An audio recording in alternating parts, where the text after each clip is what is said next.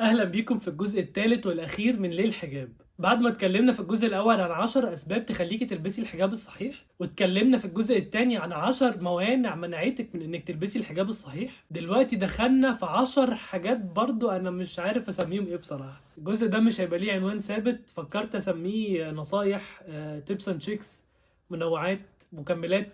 احترت بصراحة فقلت مش هسميه خالص. المهم ان احنا هنتكلم عن 10 مواضيع مهمة جدا في طريق الحجاب، ولا هي اسباب للحجاب ولا هي موانع عن الحجاب، ولكن هي نصايح وحاجات انت محتاجاها في طريقك. واول موضوع هنتكلم عليه النهاردة هو مشكلة الحجاب والجواز.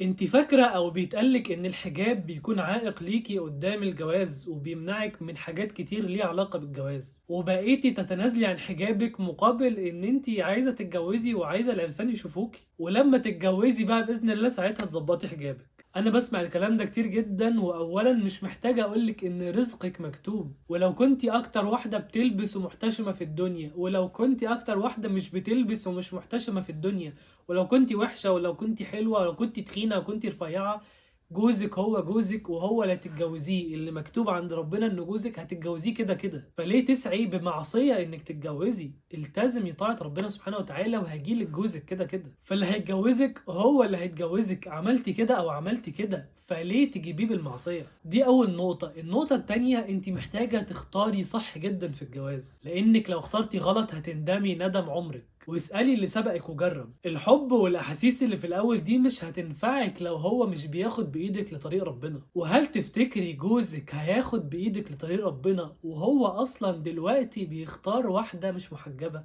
أو بيختار واحدة عادي إنها تلبس ضيق، وعادي إنها تبين شعرها، وعادي إنها تحط ميك اب، وعادي الولاد يشوفوها، وعنده مشكلة كبيرة جدا في الغيرة؟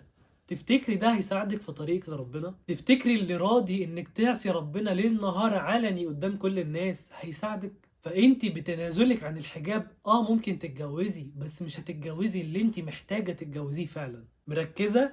محتاجة مش عاوزة. ولو اخترتي غلط مش هترجعي خطوة ولا خطوتين، بل خطوات. وياما شفنا انتكاسات بسبب اختيار خاطئ وجواز فاشل. انا شخصيا بيجيلي رسائل كتير لناس بتشتكي جوازاتها، اللي مش بيصلي واللي مش بيفتح القرآن واللي مش بيروح المسجد واللي مش بيصلي جمعة، وهي وقت الجواز كانت عملت الغلطة الكبيرة واتنازلت عن حاجات كتير، بس دلوقتي ربنا هداها ونفسها تمشي في طريق ربنا ومش عارفة. اللي صاحية في وشه ليل نهار مش بيساعدها، هو في وادي وهي في وادي. بل ولو في أولاد كمان فهم مش شايفين مثل أعلى وقدوة في البيت، فهتقابل مشكلة وصعوبة في تربيتهم. ده غير إنها أصلا بتحبه، يا عيني متضايقة جدا ومتحسرة عشانه. طب ليه من الأول اخترنا غلط؟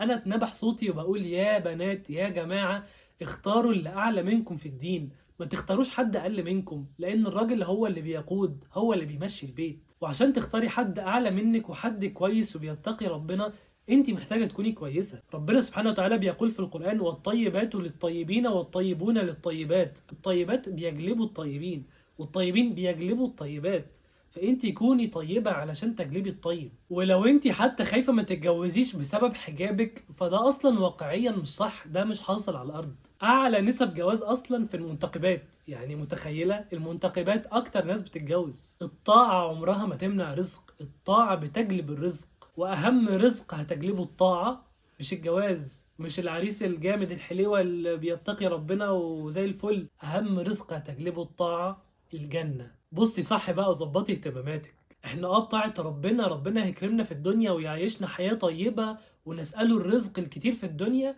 بس احنا بشكل اساسي بنعبده وبنطيعه علشان الاخرة، علشان الجنة، علشان يرضى عنا. وتذكري ان ما عند الله لا ينال الا بطاعته، ولا يحملنكم استبطاء الرزق على ان تأخذوه بمعصية الله. ما تخليش استبطاء الرزق او استبطاء الجواز يخليكي تتنازلي عن حاجات ترضي ربنا سبحانه وتعالى. اللي عند ربنا من الرضا والبركة والخير لا ينال الا بطاعته.